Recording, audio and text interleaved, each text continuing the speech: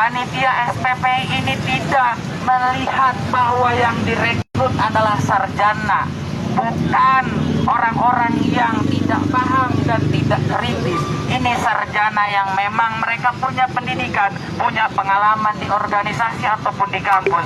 Sehingga ketika ada yang merasa tidak adil, maka perlu disuarakan. Yang kami hormati Pak Presiden Prabowo, tolong lihat ke bawah, tolong dengar kami sarjana-sarjana muda, anak-anak muda, bangsa yang ingin terlibat dan siap menghibahkan waktunya, badannya untuk mengabdi pada negara. Dalam hal ini membantu agar program Pak Prabowo dalam makan gizi gratis ini bisa sama-sama kita sukseskan. Ini rekrutmen di bawah ini tidak sesuai dengan regulasi yang ada.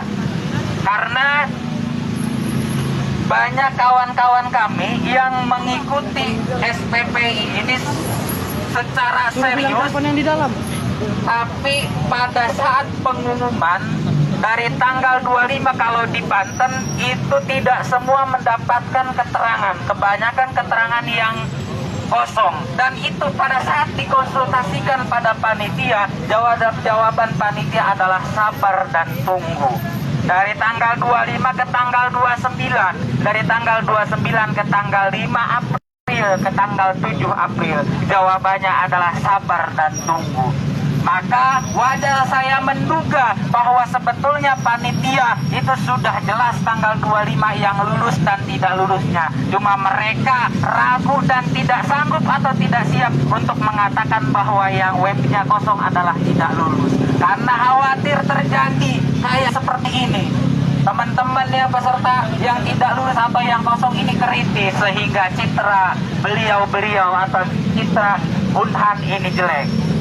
Saya menduga hal itu karena kalau memang ada harapan-harapan lulus, harusnya panitia bisa menjelaskan dengan jelas bahwa yang tidak lulus ini faktornya apa. Karena kita kesehatan ini dengan tegas, dengan ketatnya kita diperiksa kesehatan, bahkan kita dites kesehatan itu luar biasa yang pernah kita alami. Ya, contoh halnya, barang rahasia pun itu dilihatkan di banyak orang. Itu yang tidak diterima. Maka pada saat pengumuman, apakah yang matanya min, badannya yang melebihi daripada, atau fisiknya yang kurang, kemampuannya yang kurang, itu bisa lulus. Dasar apa panitia untuk meloloskan peserta itu? Walaupun hanya beberapa orang. Namun itu perlu dijelaskan oleh panitia. Sementara program SPP ini harus orang-orang yang cakap, orang-orang yang sehat kan, orang-orang yang sehat, karena itu akan terlibat di program makan gizi gratis. Kawan-kawan yang hari ini tidak bisa hadir ke Universitas Pertahanan Republik Indonesia, kami pahami dan kami maklumi karena mungkin faktor ekonomi, faktor kerjaan dan lain sebagainya. Tapi hari ini dari 3 provinsi, dari Riau, Banten dan Jakarta, sudah menyampaikan apa yang memang kita diskusikan di grup terkait persoalan-persoalan yang ada di bawah. Pak Polisi, hari ini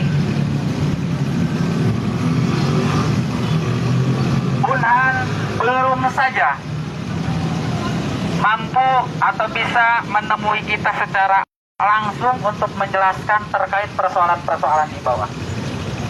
Jadi kawan-kawan, saya menduga bahwa rekrutmen SPP ini tidak ada regulasi khusus yang mengatur itu, sehingga mereka dengan mudahnya untuk meloloskan yang tidak lulus jadi lulus, yang lulus jadi tidak lulus tanpa ada keterangan. Itu yang bahaya, ya. Yang bahaya di dalam rekrutmen SPP ini, panitia tidak menjelaskan soal kekurangan kita di mana. Kawan-kawan yang hari ini webnya masih kosong belum tahu kekurangannya di mana, sehingga pada saat nanti kalau ada rekrutmen lagi kita nggak tahu nih kekurangan kita di mana, apakah di kesehatan atau di tes psikolog ataupun di tes-tes yang lainnya. Maka kami harap Universitas Pertahanan Republik Indonesia ini adalah lembaga yang terhormat, lembaga yang terdidik. Namanya juga Universitas Pertahanan. Ya, artinya ini punya peranan yang strategis terhadap Republik Indonesia. Kami minta DPR RI, ya, DPR RI Komisi 1 yang memang bertugas untuk atau menaungi pertahanan Republik Indonesia ini untuk memanggil panitia-panitia yang hari ini terlibat dalam seleksi SPP, karena memang banyak kejanggalan, banyak yang dirugikan, sehingga